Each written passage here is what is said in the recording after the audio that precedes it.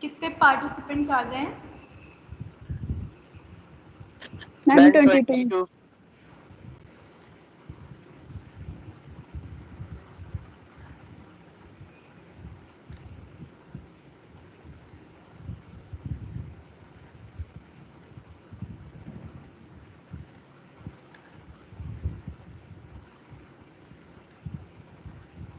Okay, let's start. They will join later. Pulse क्या होता है? What do you mean by pulse? We were discussing about vital signs और vital signs में हमने temperature पढ़ लिया. अब पल्स हम पढ़ रहे थे, तो पल्स क्या होता है? हाँ, क्या होता है pulse?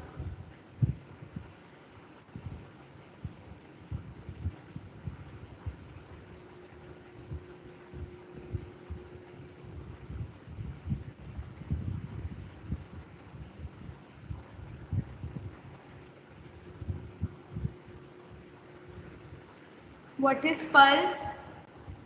BSc first year, see, this is a revision class, so please, I want it to be interactive, so please take part in it. Pulse is a wave of blood created by the contraction of the left ventricle. जब left ventricle pump, heart का जो left ventricle है, जब वो blood को pump करता है और ब्लड हमारे आर्टरीज में आता है, उस वक्त जो वेव बनता है ब्लड का, ठीक है, that is known as the pulse. Pulse reflects the heart beat, और इसमें पल्स से हमें क्या पता चलता है? हार्ट रेट पता चलता है, हार्ट बीट पता चलती है या हार्ट रेट पता चलता है. पल्स को हम हार्ट रेट भी बोलते हैं. अगर कोई आपसे बोलता है कि पेशेंट का हार्ट रेट चेक करो, तो कैसे चेक करोगे? कैसे चेक करोगे पेशेंट का हार्ट रेट? अगर कोई आपसे बोलता है कि हार्ट रेट चेक करने के लिए, तो आप पेशेंट का हार्ट रेट कैसे चेक करोगे?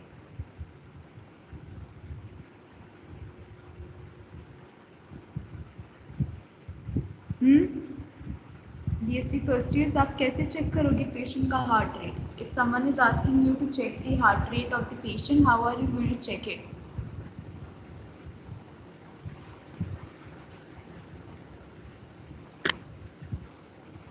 BSc first years,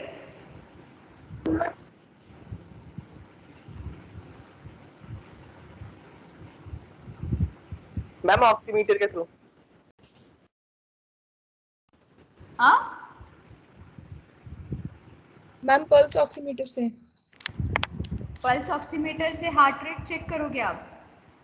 pulse oximeter से क्या चेक करते हैं? ऑक्सीजन सैचुरेशन चेक करते हैं पल्स ऑक्सीमीटर से. Pulse oximeter is mainly for oxygen saturation. उसमें पल्स भी आती है, लेकिन पल्स किसी किसी में आती है, किसी किसी में नहीं भी आती है. Pulse oximeter is mainly for oxygen saturation. Did you get my point?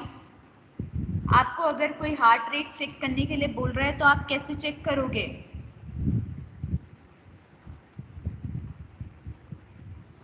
Patient का हार्ट रेट कैसे चेक करोगे? हाँ,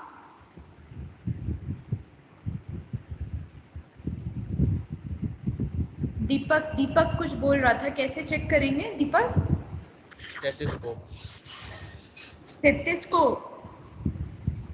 स्टेथोस्कोप से आप heart rate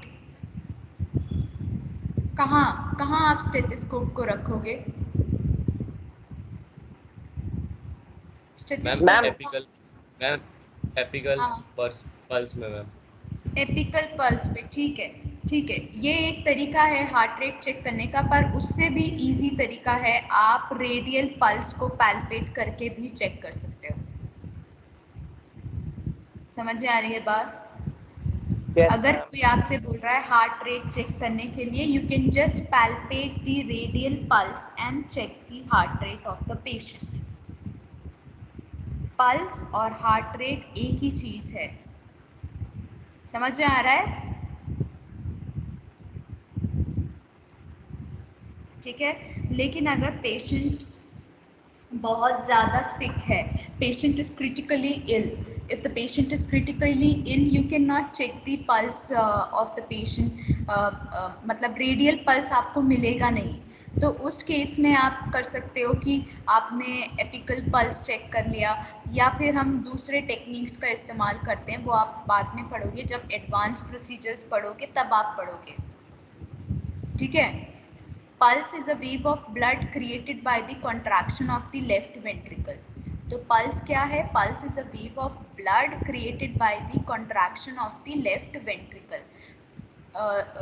Pulse reflects the heartbeat. Stroke volume and the compliance of the arterial wall are the two important factors influencing the heart rate.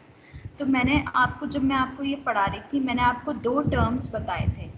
एक तो मैंने आपको बताया था कार्डियक आउटपुट, और दूसरा मैंने आपको बताया था stroke volume. So what do you mean by stroke volume?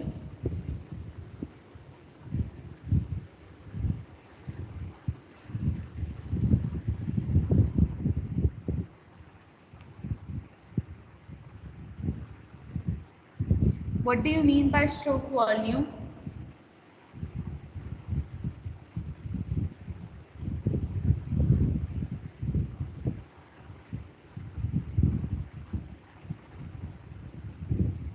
BSc first years, what do you mean by stroke volume? Ma'am, it is a difference between the diastolic end and systolic end. क्या difference between the diastolic? End of the systolic end.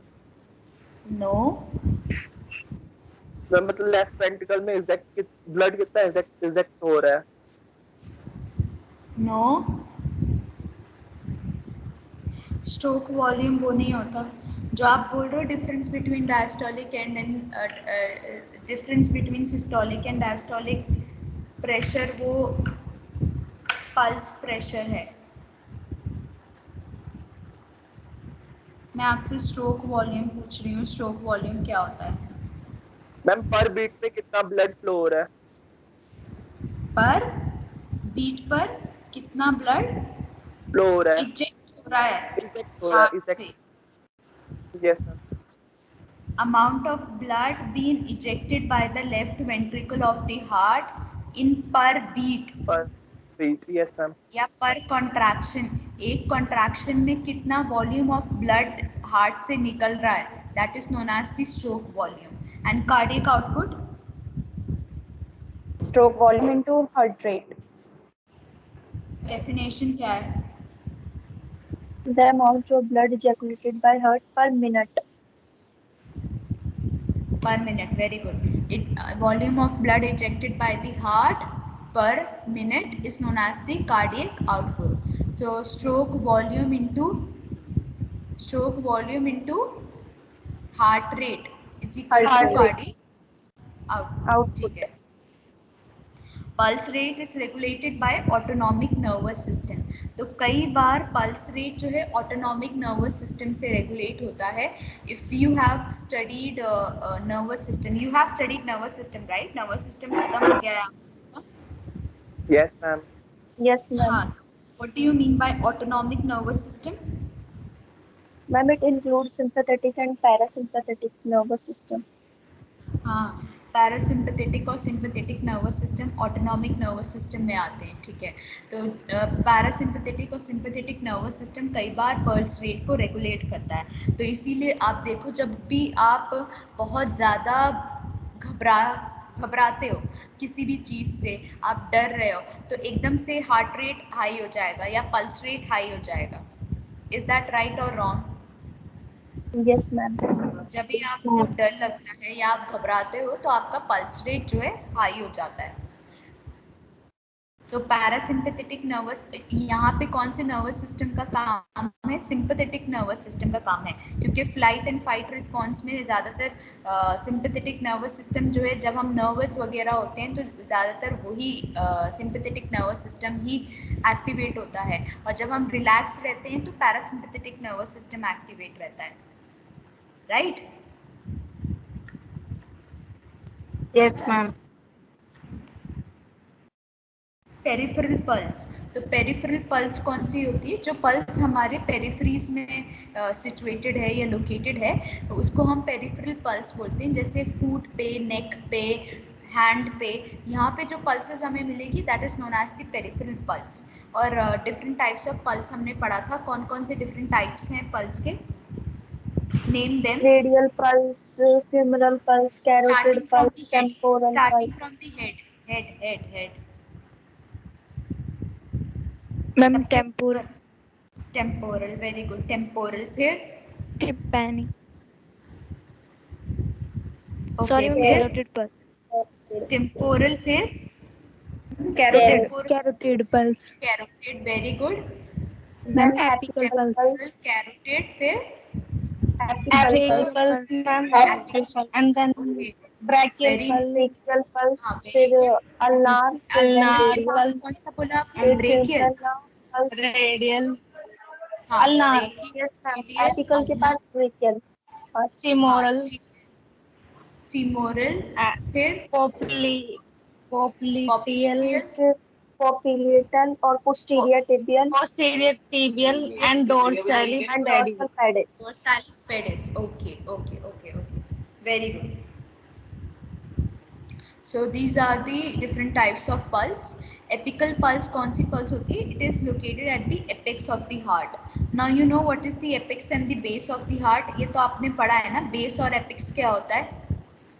Yes ma'am, heart का Yes, जो pointed side होता है ना organ का, उसको हम epics बोलते हैं। तो हार्ट का एपिक्स कहाँ पर है? नीचे है। और बेस कहाँ है? ऊपर है। ठीक है, तो जो एपिक्स ऑफ द हार्ट है वहाँ पे जो पल्स हमें मिलती है उसको हम एपिकल पल्स बोलते हैं। The pulse rate is express in beats per minute, और बीट्स पर मिनट में हम पल्स रेट निकालते हैं। The difference between peripheral and apical pulse is called pulse deficit and it is usually 0। तो जो difference होता है पेरिफेरल और एपिकल पल्स में, उसको हम पल्स डेफिसिट बोलते हैं। और ये नॉर्मल केसेस में 0 होता है। नॉर्मल केसेस में 0 मतलब एपिकल और पेरिफेरल पल्सेस में फ़र्क नहीं होगा। लेकिन कई बार ऐसा होता है कि एपिकल और पेरिफेरल पल्सेस में फ़र्क होता है। Pulse is assist for rate. क्या रेट है, रिदम क्या है, वॉल्यूम क्या है, इलास्टिसिटी क्या है, ये सारी चीज़ों को हम असिस्ट करते हैं पल्स लेते वक्त। ठीक है, रेट कितना नॉर्मल रेट होता है? 60 to 100 बीट्स पर मिनट। अगर 60 से कम है पल्स तो हम उसको क्या बोलते हैं? bradycardia. ब्रेडिकार्डिया। और अगर 100 से ज़्यादा है पल्स तो क्या बोलते हैं? Tachycardia. Tachycardia. Very okay. Rhythm का मतलब होता है रेगुलरिटी, कि एक सी रिदम में है कि नहीं है, रेगुलर है कि नहीं है। ऐसे तो नहीं है कि हमें फील हो रही है फिर एक बीट मिस हो गई, एक बीट मिस हो गई फिर उसके बाद दूसरी बीट आई। ठीक है, तो एक रेगुलर रिदम में है, बीट उसकी रेगुलर है कि नहीं है वो हमें चेक करना है। वॉल्यूम चेक करना है, फुल पल्स है कि फुल नहीं है पल्स। फुल पल्स का होना मतलब जब आप टच करोगे तो आपको हेवीनेस सा नज़र आएगा, आपको सही से पता महसूस होगी पल्स। लेकिन कई बार क्या होता है कि अगर पेशेंट का ब्लड वॉल्यूम बहुत कम है, पेशेंट कि वॉल्यूम अगर बहुत ज़्यादा ब्लीडिंग हो गई है सपोज़ पेशेंट को, और ब्लड वॉल्यूम पेशेंट का कम हो गया है, तो आपको जो है टच करने पर बहुत ही हल्की पल्स मिलेगी। नॉर्मल केसेस में जैसे आप थोड़ा भी टच करोगे तो आपको पल्स महसूस हो जाएगी। लेकिन अगर वॉल्यूम कम है, ब्लड वॉल्यूम कम है, तो तब आपको टच करने पर बहुत ही हल्की सी पल्स आपको महसूस होगी। Then elasticity of the arterial wall. Elasticity of the arterial wall, कि आर्टीरियल वॉल इलास्टिक है कि नहीं है, वो सारी चीज़ें हमें महसूस करनी होती हैं। हम 2 तरीके से पल्स को असिस्ट कर सकते हैं, पैल्पेशन एंड ऑस्कल्टेशन। एज। अब factors affecting pulse rate. Now there are many factors which affect the pulse rate. The average pulse rate of an infant ranges from 100 to 160 beats per minute. तो as की वजह से pulse rate affected होता है. जो infant में जो pulse rate होता है वो हाइयर होता है, ज़्यादा होता है, और जैसे जैसे एज बढ़ती रहती है वैसे वैसे अडल्ट में जब हम आते हैं तो पल्स रेट 60 to 100 हो जाता है. और फिर उसके बाद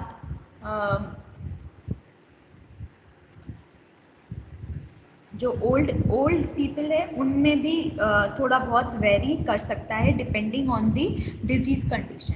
अगर डिजीज़ कंडीशन कोई है तो उसके हिसाब से पल्स रेट थोड़ा सा वेरी कर सकता है. Then sex after puberty the average male PR is slightly lower than the female. तो प्यूबर्टी के बाद जो मेल्स का पल्स रेट होता है वो थोड़ा सा कम होता है, लेकिन फीमेल्स का थोड़ा ज़्यादा होता है.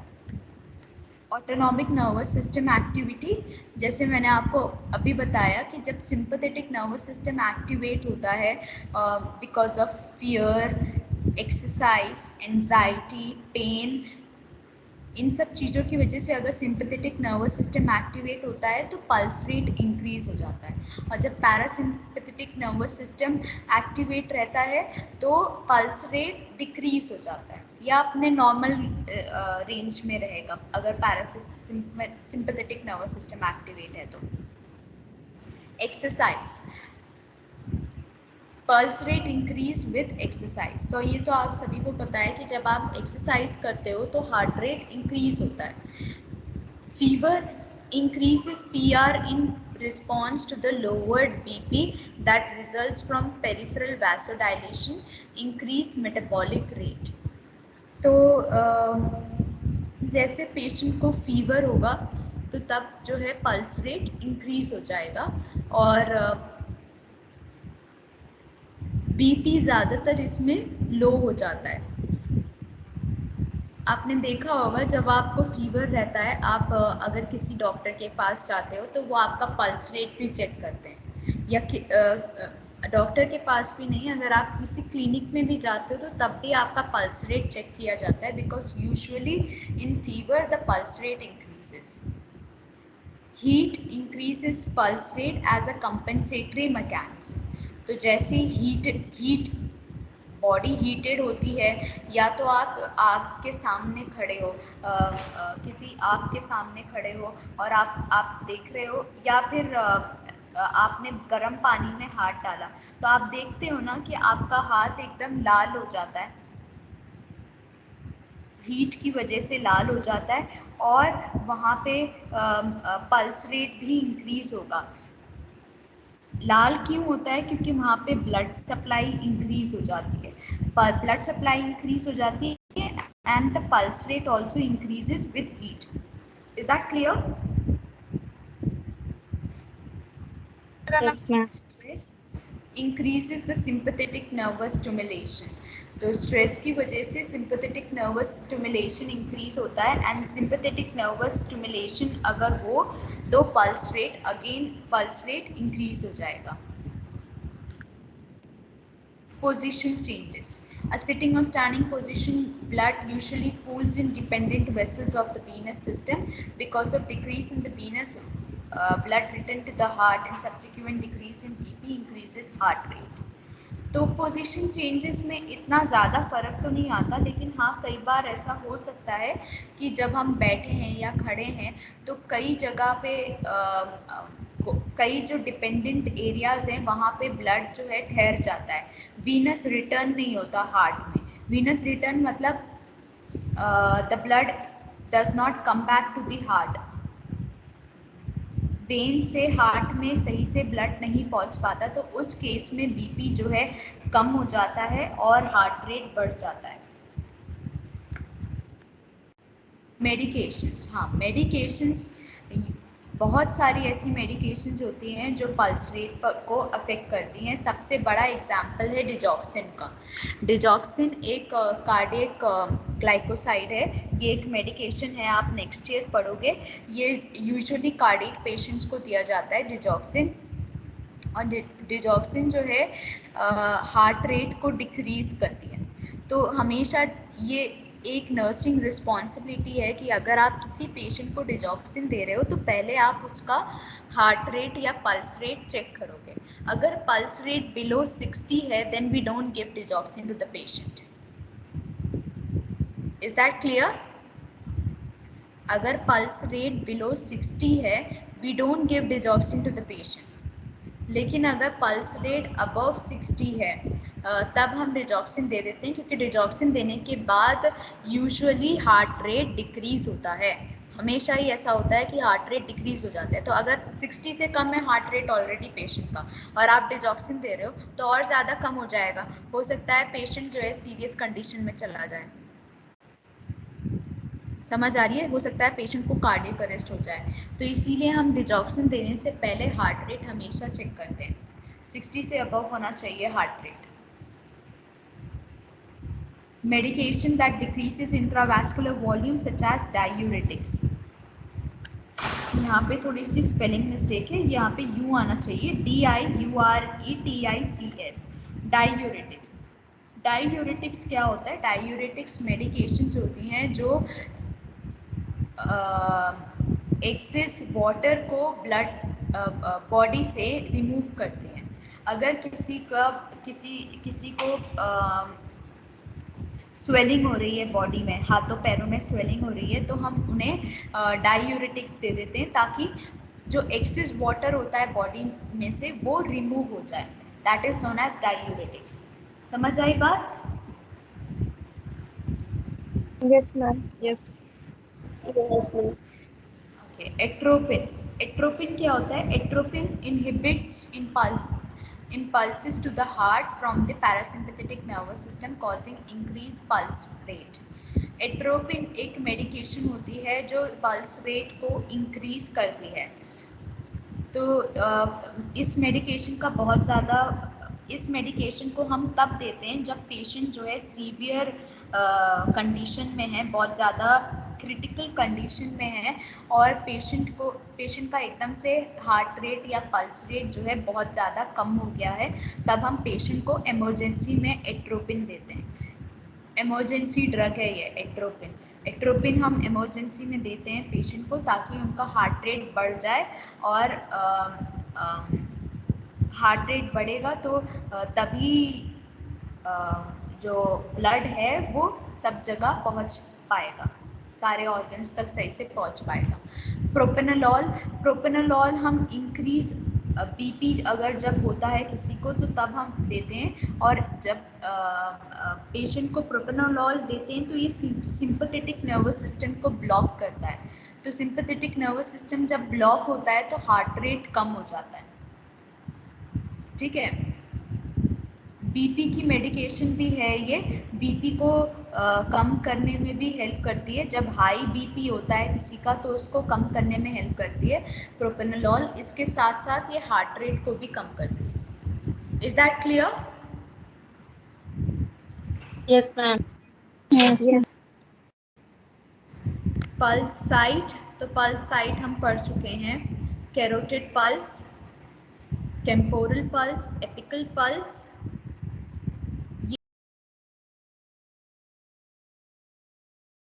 करते हैं।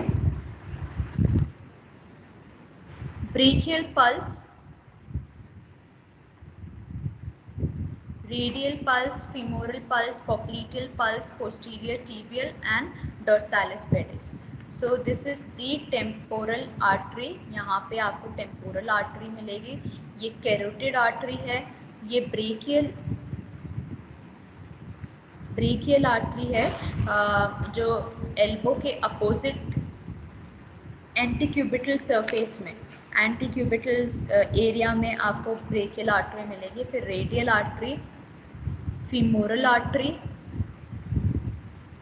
Posterior tibial artery, dorsalis pedis और पॉप्लीटियल आर्टरी, नी के पीछे वाले हिस्से में पॉप्लीटियल आर्टरी।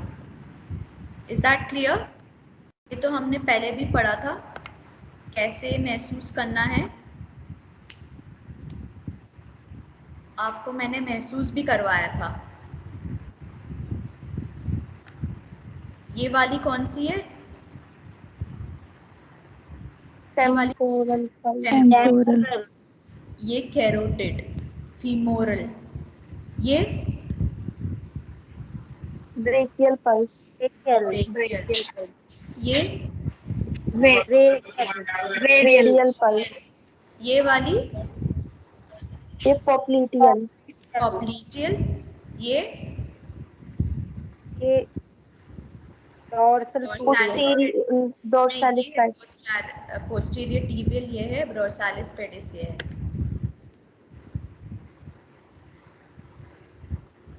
तो middle three fingertips are used with moderate pressure for palpation of all pulses except apical pulse. तो हम कैसे एसेस करते हैं? 3 फिंगर्स के टिप से हम एसेस करते हैं और ज़्यादा प्रेशर नहीं डालते पल्सेस के ऊपर।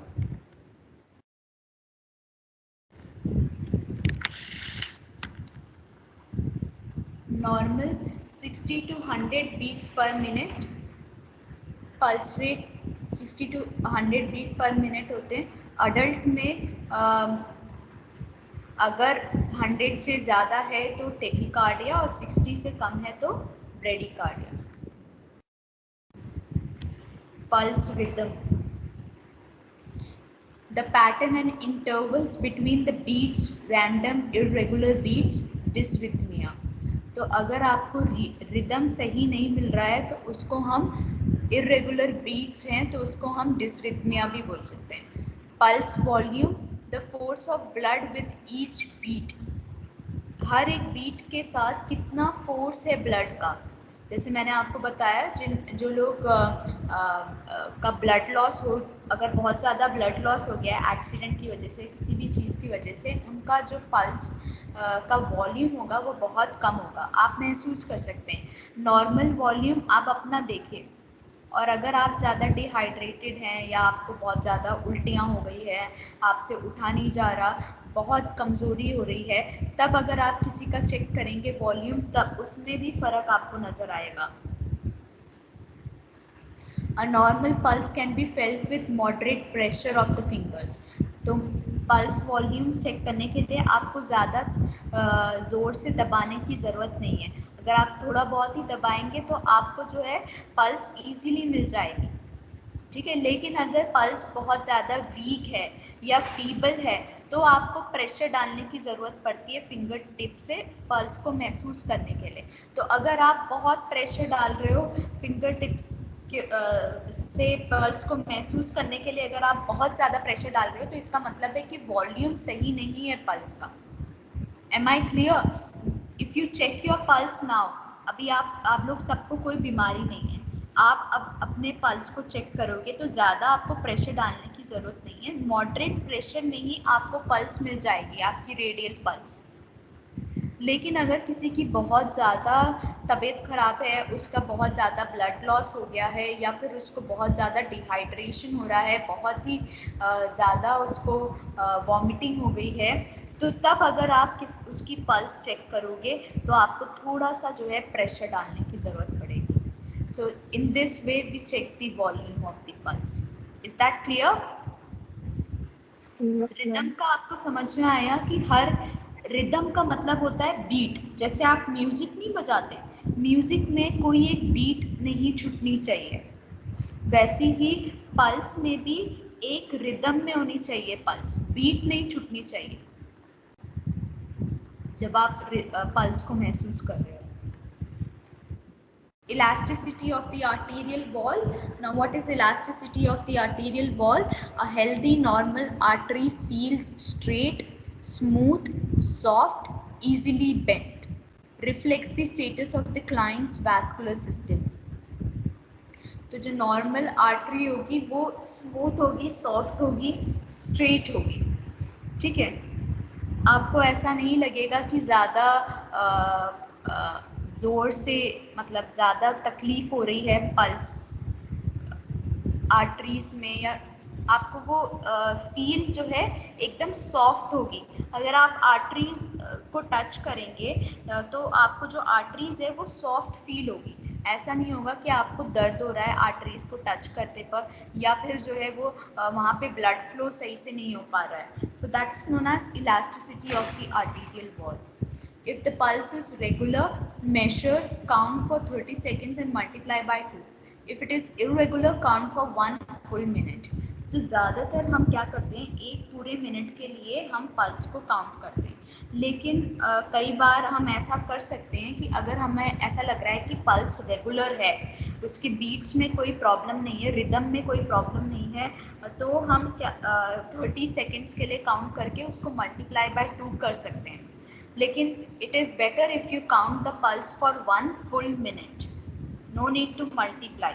मल्टीप्लाई मतलब समझ में आया, जैसे आपको पल्स मिली एक 35 बीट्स इन 30 सेकेंड्स. 35 बीट्स इन 30 सेकेंड्स मिला आपको, तो 35 इंटू 2 कितना हुआ?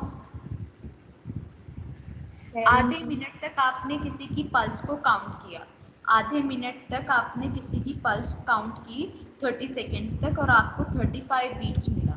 तो 35 बीट्स को आप इंटू 2 करते हैं. That will give you how much is the pulse. कितना हुआ? 70. 7. तो 70 beats per minute is the pulse of the patient. ये इस तरीके से करते हैं. लेकिन अच्छा यही है कि आप पूरे 1 मिनट तक पल्स को काउंट करें.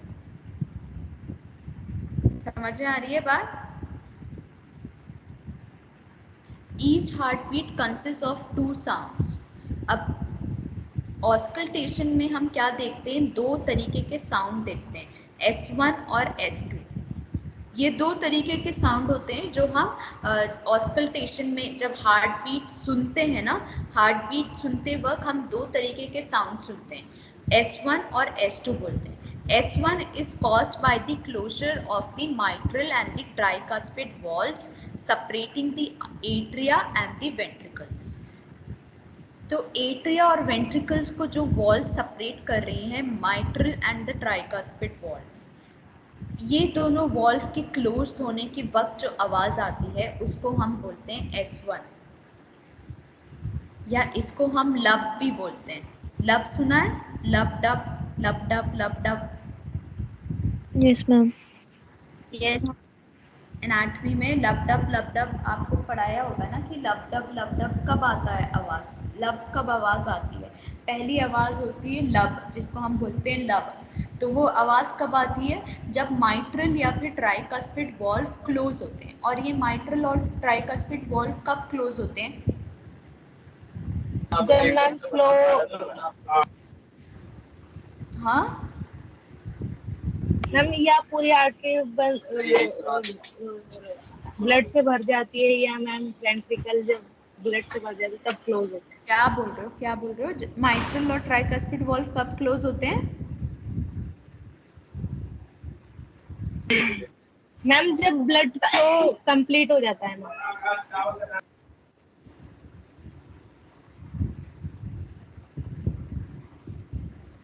ब्लड फ्लो कंप्लीट हो जाता है, ये मैम मार्टल और ट्राइकस्पिड वॉल्व जब क्लोज होते हैं, जब ट्राइकस्पिड वॉल्व का क्या होता है, ये एट्रियम में प्रेजेंट होता है. ये क्या करता है, जब ब्लड पूरा भर जाता है, बैक फ्लो को प्रिवेंट करता है. वेंट्रिकल में जब पूरा ब्लड एट्रियम से होके वेंट्रिकल में पहुंच जाता है तो ट्राइकस्पिड वॉल्व वहाँ पे बंद हो जाता है. हाँ, very good.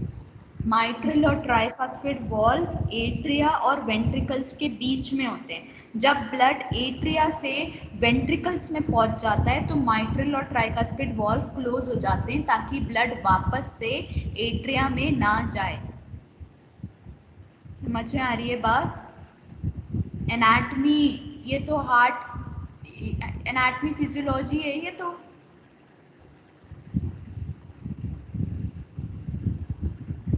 S2 is caused by the closure of the plutonic and the aortic valves.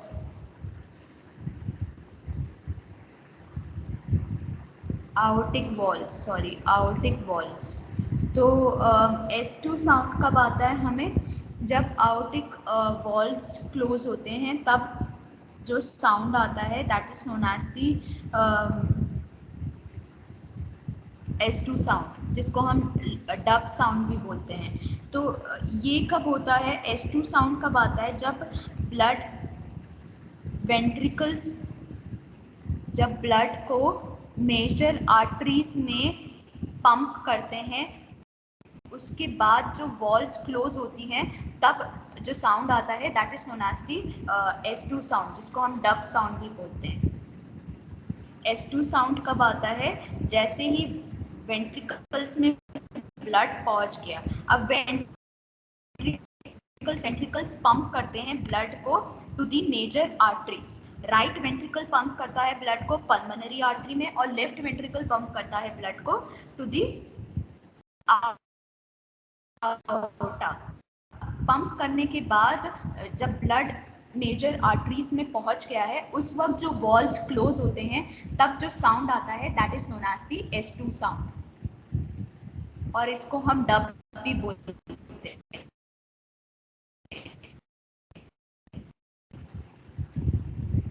लब डब, ये डब है, DUB डब, इट इज लब dub.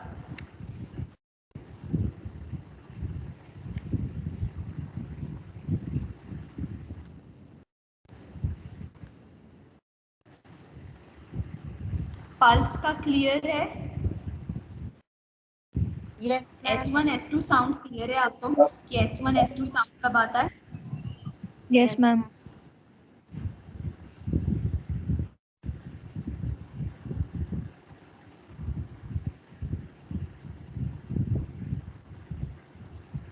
Okay. So next is respiratory rate. So respiratory rate क्या होता है? What is respiration? Respiration आपने वो तो पढ़ लिया है ना anatomy में, respiratory यस system। मैम। तो respiration क्या होता है? Ma'am respiration is the act of breathing in and breathing out. हाँ, respiration is the act of breathing in and breathing out.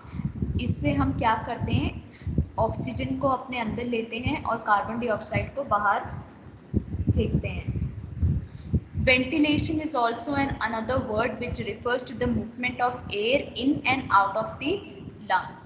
तो ventilation भी एक वर्ड है जिसमें हम एयर को लंग्स के अंदर लेके जाते हैं और लंग्स से बाहर निकालते हैं। It is movement of the air in and out of the lungs, that is known as ventilation.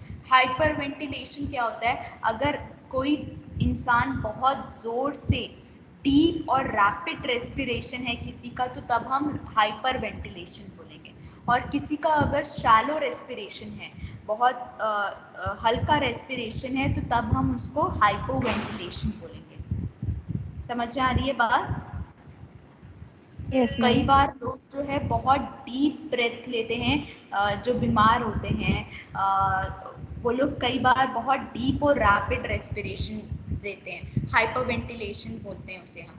और कई बार लोग जो है शैलो रेस्पिरेशन लेते हैं, उन्हें बाहर से वेंटिलेटरी सपोर्ट की ज़रूरत होती है, तो तब हम उसे हाइपो वेंटिलेशन बोलते हैं।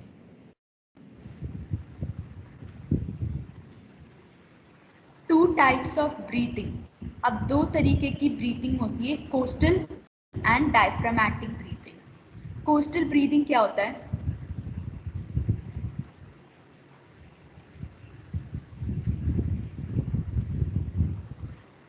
What do you mean by coastal breathing? Coastal breathing observed by the movement of the chest upward and downward, commonly used for adults. A diaphragmatic breathing involves the contraction and the relaxation of the diaphragm observed by the movement of the abdomen, commonly used for children. So actually this is not the two types of breathing, it is only use for the observation purpose, कि जब हम किसी को observe कर रहे हैं तो बच्चों में ज़्यादातर क्या होता है कि एब्डोमिनल मूवमेंट होता है, जब वो सांस लेते हैं तो उनका एब्डोमिनल मूवमेंट होता है। और अडल्ट्स में क्या होता है कि चेस्ट का मूवमेंट हमें नज़र आता है, अच्छे से चेस्ट का अपवर्ड एंड डाउनवर्ड मूवमेंट नज़र आता है इन अडल्ट्स। तो उसको हम कोस्टल या थोरैसिक ब्रीदिंग बोलते हैं। और डायफ्रामेटिक ब्रीदिंग उसे बोलते हैं जब बच्चों में मूवमेंट ऑफ द एब्डोमेन नज़र आता है। समझ आ रही है बात? ये ऑब्जर्वेशन पर्पस के लिए है। जब भी आपको ब्रीदिंग का ऑब्जर्वेशन करना है या आप रेस्पिरेटरी रेट काउंट करना चाहते हैं, तो ज़्यादातर ऐसा होता है कि हम रेस्पिरेटरी रेट बच्चों में कैसे काउंट करते हैं, उनके एब्डोमिनल मूवमेंट से काउंट करते हैं। और अडल्ट्स के भी एब्डोमिनल मूवमेंट से काउंट कर सकते हैं, लेकिन ज़्यादातर हमें जो है चेस्ट मूवमेंट भी नज़र आता है अडल्ट्स में, तो चेस्ट मूवमेंट से भी हम अच्छे से काउंट कर पाते हैं थोरैसिक या फिर कोस्टल ब्रीदिंग। समझ आ रही है बात? Yes. Yes.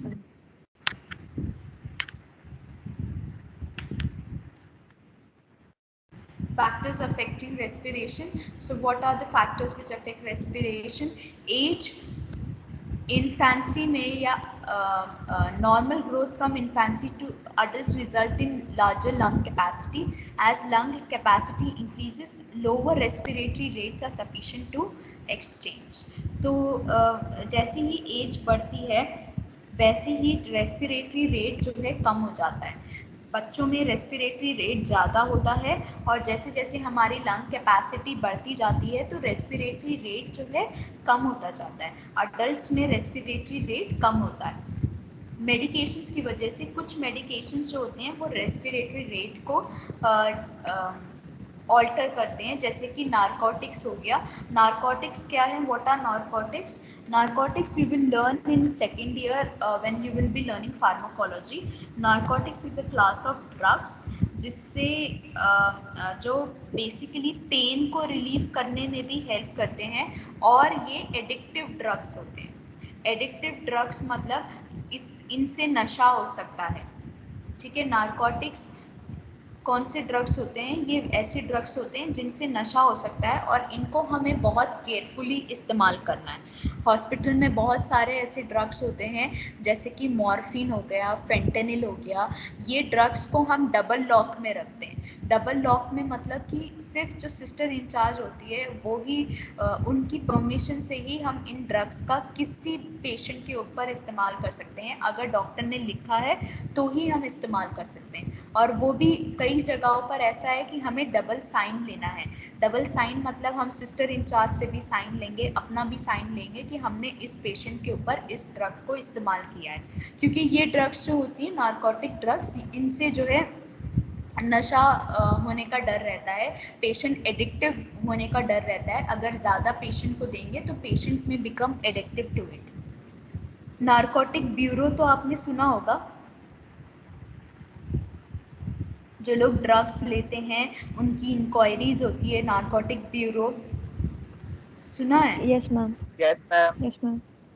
हाँ, तो हॉस्पिटल्स में भी कुछ ड्रग्स यूज़ करते हैं हम जिनसे नशा होता है, लेकिन उसको हम ऐसे ही यूज़ नहीं कर सकते। एक तो वो डबल लॉक में रखी होती है, दूसरा डबल सिग्नेचर्स की ज़रूरत होती है, तभी हम पेशेंट के ऊपर इस्तेमाल कर सकते हैं। Then stress, strong emotion increases the rate and depth of respiration. तो जब भी स्ट्रॉन्ग इमोशंस होते हैं तो रेट और डेप्थ ऑफ रेस्पिरेशन बढ़ जाता है कभी कभी। Exercise increases the rate and depth of respiration. तो कई बार एक्सरसाइज की वजह से rate and depth of respiration बढ़ जाता है।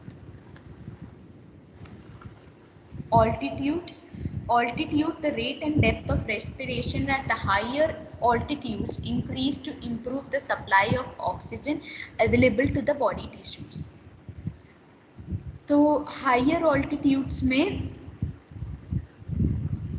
कई बार रेस्पिरेशन का रेट और डेप्थ बढ़ जाता है। क्यों? क्योंकि हमें हायर ऑल्टीट्यूड्स में ऑक्सीजन की कमी होती है, तो वहाँ पे ऑक्सीजन की कमी को कंपनसेट करने के लिए रेस्पिरेशन का रेट और डेप्थ बढ़ जाता है। Gender, men may have a lower respiratory rate than women because men normally have a larger lung capacity than women.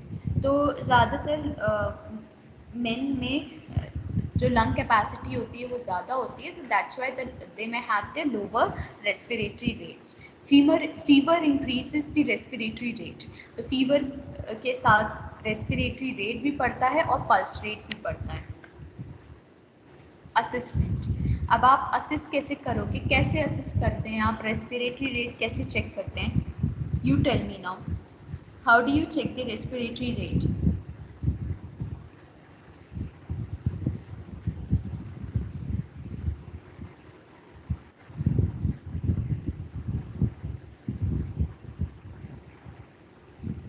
Basic first year respiratory rate कैसे चेक करते हैं? ये प्रैक्टिकल तो मैंने आपको कराया है। कैसे चेक करते हैं respiratory rate?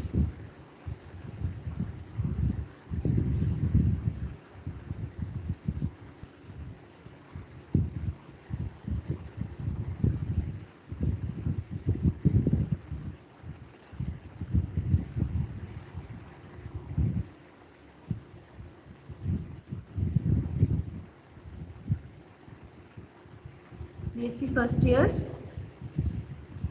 How do you check the respiratory rate?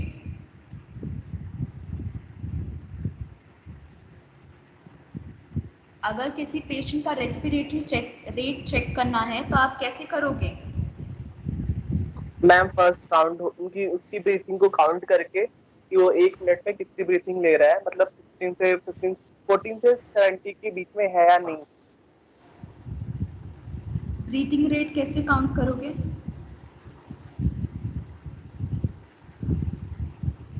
ठीक है, ब्रीथिंग रेट काउंट करना चाहिए, पर काउंट कैसे करते हैं? कैसे काउंट करते हैं breathing rate? 12 and 20 breaths per minute पर होनी चाहिए। हाँ, कैसे? I can't hear you. Ma'am 12 and 20 breaths के बीच में होना चाहिए। मैं ये पूछ रही हूँ कैसे काउंट करते हैं, कितना होना चाहिए, वो नहीं पूछा मैंने आपसे।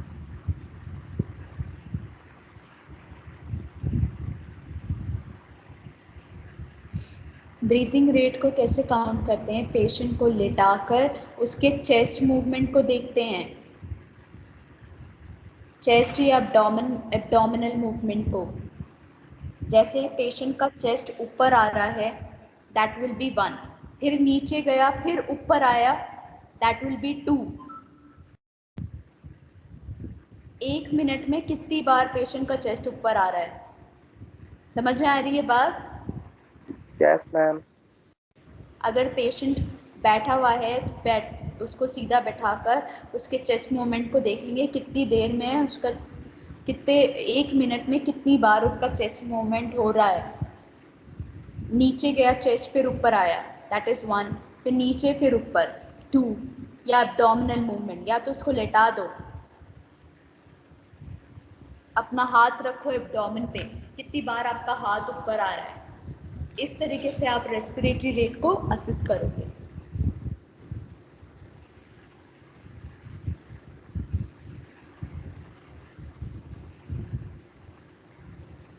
Assist by watching the movement of the chest or abdomen, rate, rhythm, depth and special characteristics of respirations are assist।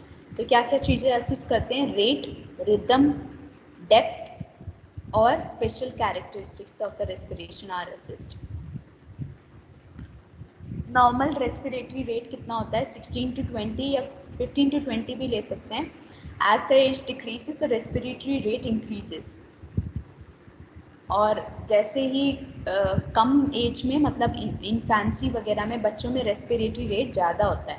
यूपनिया का मतलब क्या होता है? Normal breathing rate and depth. Bradypnoea का मतलब 16 से कम है respiratory rate, then it is known as bradypnoea. 20 से ज़्यादा है respiratory rate, then it is known as tachypnoea.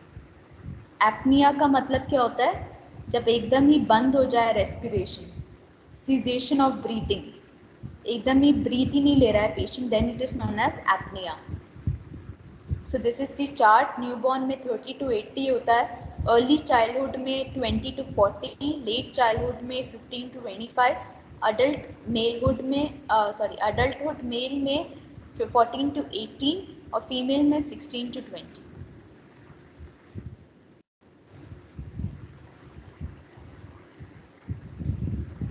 Rhythm का मतलब है रेगुलरिटी है एक्सपायरेशन और इंस्पायरेशन में या नहीं, और डेप्थ का मतलब है कैसी ब्रीदिंग है, डीप है कि शैलो है कि नॉर्मल है।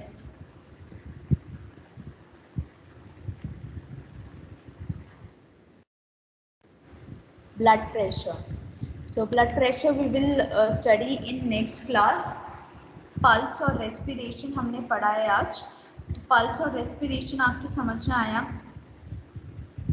Yes ma'am. Yes ma'am.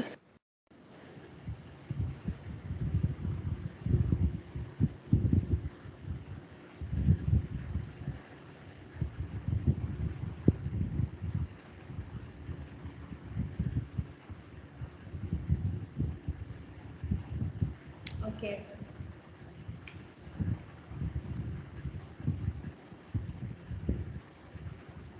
So from my portion you will be having physical examination। Vital signs आपका last exam में हो गया था ना? Yes, ma'am. Yes. Okay, so from my portion you will be having physical examination and infection control unit। ये 2 unit हो गया आपसे मेरे क्वेश्चन में से, ठीक है?